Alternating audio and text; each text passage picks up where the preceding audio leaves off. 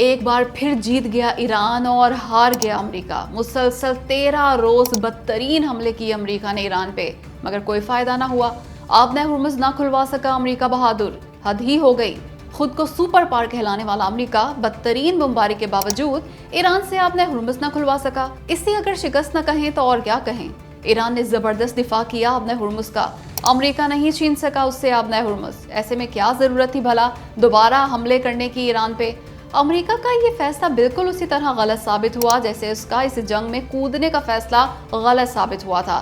اس لیے بہترین موقع ہے کہ امریکہ ایران کے ساتھ سنجیدگی سے مذاکرات کرے، دھمکیاں نہ دی جائیں، تمام تر توجہ بس مذاکرات پہ ہی رکھی جائے، کیونکہ امریکہ اگر ان 13 دن کے شدید ترین حملوں سے بھی آب ہرمز نہ کھلوا سکا تو پھر طویل جنگ کر کے بھی نہیں کھلوا سکے گا۔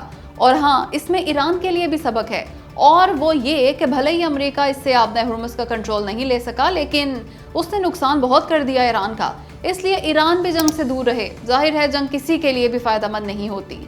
رکوا دی نا پاکستان نے جنگ ایک بار پھر، دوبارہ اچھے بچے بن گئے امریکہ اور ایران پاکستان کے کہنے پہ، مگر اب کی بار واقعی کمال کر دکھایا پاکستان نے۔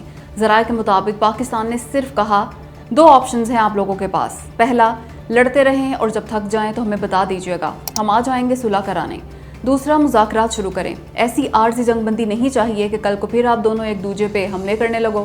مذاکرات کے لیے حامی بھرنی ہے تو ٹھیک، ورنہ جنگ بندی کرو نہ کرو ہمیں کوئی سروکار نہیں۔ اس پہ امریکہ اور ایران دونوں نے مذاکرات کرنے پہ آمادگی ظاہر کر دی۔ تب پاکستان نے کہا فوراً سے پہلے حملے بند کرو، جلد آپ دونوں کو مذاکرات کی میز پر بٹھا دیں گے۔ اس دوران دونوں ملکوں سے پوچھا کیا مسئلہ ہے، اسلام آباد معاہدے کی خلاف ورزی کیوں کی؟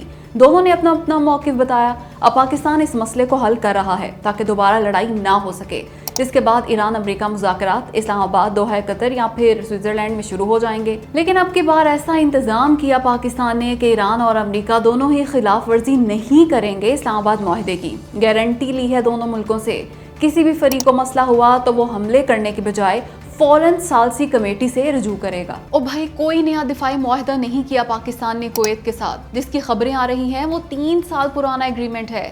سعودی عرب جیسا دفاعی معاہدہ بالکل بھی نہیں ہے یہ، جس کی سب سے اہم شرط یہ تھی کہ ایک ملک پہ حملہ دوسرے پہ حملہ تصور کیا جائے گا۔ مگر کیا پاکستان سعودی عرب جیسا دفاعی معاہدہ کرے گا کویت سے یا نہیں؟ تو اس کا جواب ہے ہاں، کرے گا، ضرور کرے گا۔ کویت اور قطر ان دونوں خلیجی ممالک سے کرے گا پاکستان سعودی عرب جیسا معاہدہ، مگر ابھی نہیں، ابھی وقت ہے، اس میں تیاریاں مکمل ہیں۔ جب ایران امریکہ حتمی معاہدہ ہو جائے گا تب کرے گا پاکستان یہ کام۔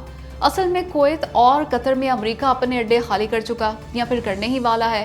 ظاہر ہے اب پاکستان ہی آئے گا امریکہ کی جگہ خلیجی ممالک میں، پاکستان بنائے گا اپنے اڈے ان خلیجی ممالک میں، اس لیے پاکستان دفاعی معاہدہ کرے گا قطر اور کویت سے۔ اس کے علاوہ خبریں آ رہی ہیں کہ مسلم نیٹو بنانے پر بھی کام تیز ہو چکا۔ اس کا حصہ ہوں گے پاکستان، سعودی عرب، ترکی، مصر، کویت اور قطر۔ رہا کویت سے وہ پرانا معاہدہ جو اب خبروں میں آیا ہے تو اس پہ عمل درآمد شروع ہونے جا رہا ہے۔ پاکستان کم از کم $20 ارب کے طیارے اور دیگر دفاعی سامان بیچے گا اس ڈیل کے تحت کویت کو۔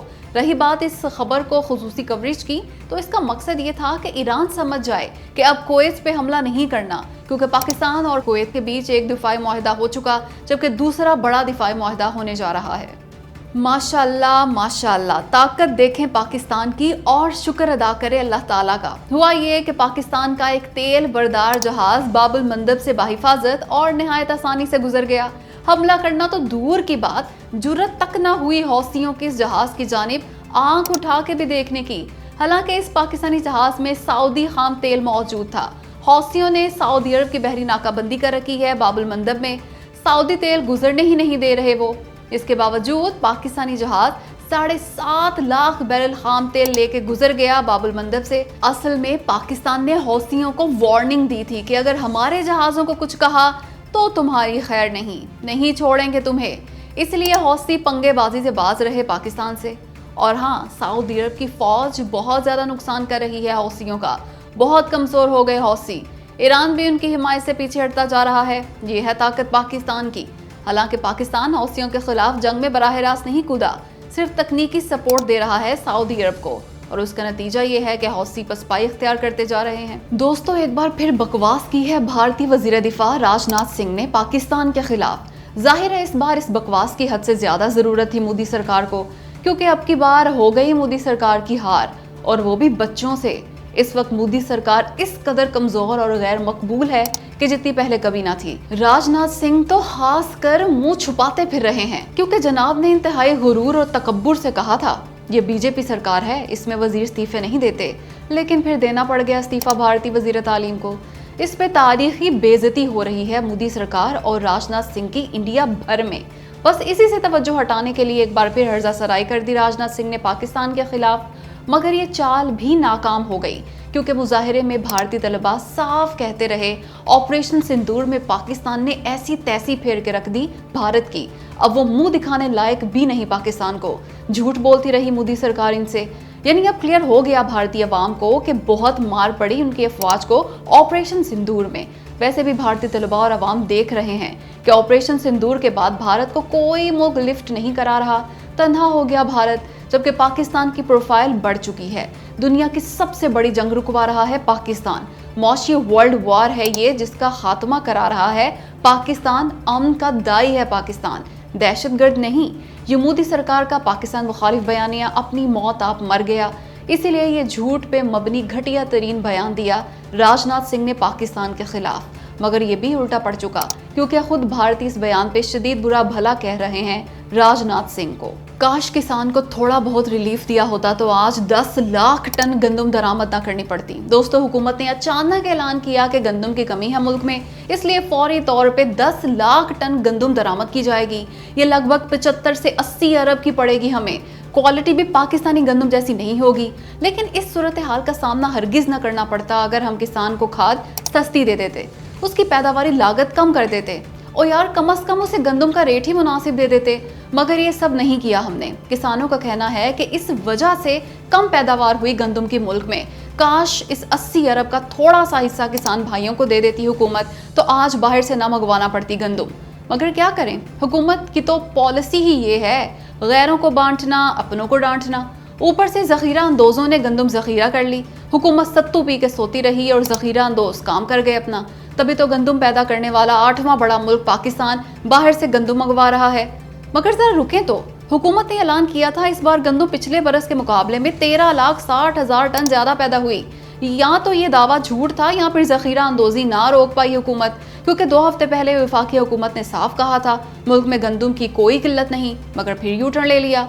गरीब आवाम को जालिम हुक्मरानों से जवाब चाहिए। इसका जवाब, जालिम हुक्मरानों पेट्रोल सस्ता करो, सस्ता। दोस्तों, उनके मुंह गिर गई खाम तेल की कीमतें। आलमी मार्केट में ईरान अमरीका जंग बंदी के बाद ब्रेंट खाम तेल की कीमत $89 फी बैरल के आसपास है, 7.5% गिर चुका अब तक।